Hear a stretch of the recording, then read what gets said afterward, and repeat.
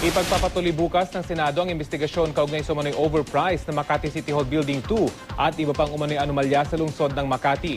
Ipinatatawag sa pagdinig ang DPWH, Makati City Administrator, Department of Education at contractors ng overpriced din umanong Makati Science High School.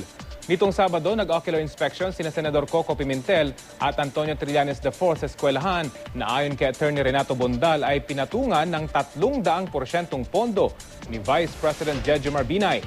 Ayon naman kay Trillanes, maganda ang gusali pero ang tanong, tama ba ang presyuhan ng proyekto?